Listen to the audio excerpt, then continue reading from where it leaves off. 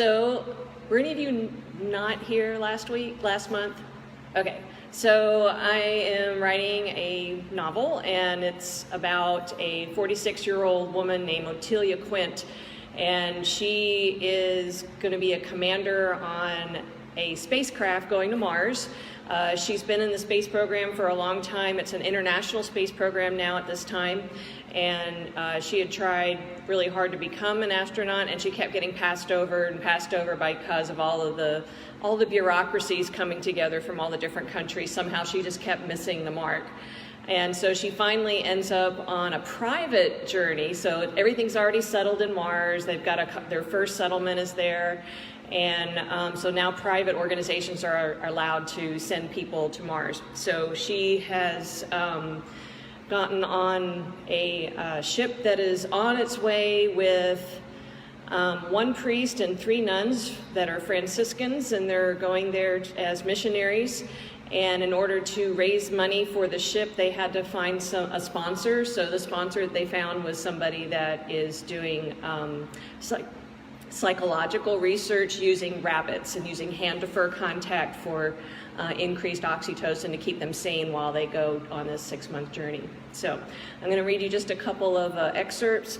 There is a little thing going on at the beginning of each chapter. I have a quote from Faith and Reason from John Paul II, and that's going to be a theme that goes throughout the book.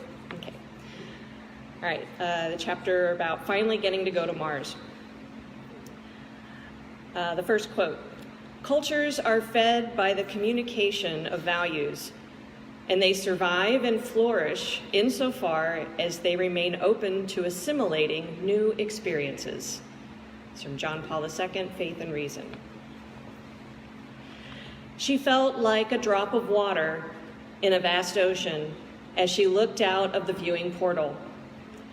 The stars were like fireflies blinking in the abyss.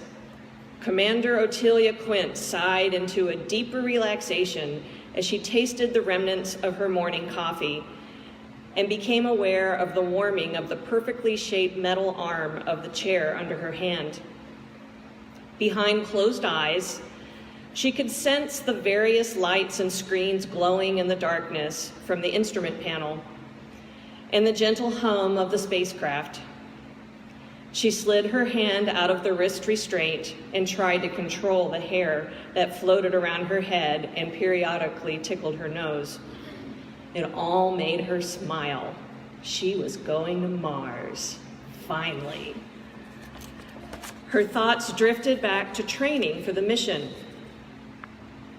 "Hand-to-fur contact!" barked the lagomorph's training specialist on the lunar space station. "Hand-to-fur contact is the key to keeping your oxytocin at a healthy level." It seemed like such a silly idea when Otelia first heard of it. Rabbits in space? As cute as they weren't very snuggly. Otelia held her new companion rabbit close to her chest. He seemed frightened as he wiggled in her grasp. He was incredibly soft, gray, adorably long ears, and powerful legs. Frankly, the little bunny space pants were ridiculous looking. However, the harness made him look more like a little astronaut. "I think I'll call you Sparky," she said out loud. The lagomorph training specialist almost seemed to swoop down upon her, excitedly waving her arms. "Yes, yes, that's wonderful. You have already named your rabbit. It is so important, so important." Commander Quint gave a sideways glance at her engineer, Zach, who was holding his rabbit with outstretched arms. Otelia caught his eye, wiggled her eyebrows, and grinned. Zach groaned and rolled his eyes as his rabbit ferociously kicked his gloved hands with its back feet. When they moved to the training room, bungee cords were hooked to the harnesses of the rabbits.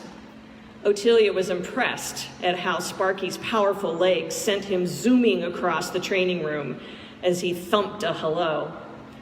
She was amazed at how he grew accustomed to the variations of motion, how he almost seemed to enjoy the flying sensation, and even mastered navigation.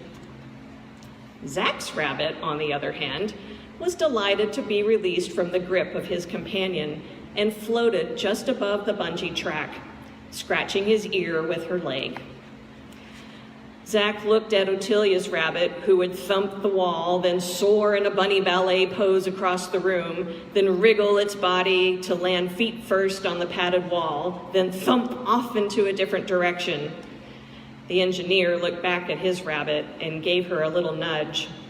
"Come on, girl, you're making me look bad." When the exercise time was over, the trainees were instructed to slowly pull in the bungee cords, unhook the harnesses, and tuck the fuzzy astronauts into the specially designed pockets in their spacesuits. The memories of training caused Ottilia to gently shake her head and let out a small chuckle as she stroked Sparky's head, which stuck out of the pocket in her vest. Rabbits and nuns. This was going to be an interesting voyage. So that's one chapter. Thank you. Okay, and this one's later on. They've been traveling for a while and they're all getting a little bored. This is called Right Reason. Once reason successfully intuits and formulates the first universal principles of being and correctly draws from them conclusions, which are coherent both logically and ethically, then it may be called right reason, by John Paul II. Zach unlatched the door of the community rabbit habitat, where the rabbits, neutered for obvious reasons, were allowed to get some group time.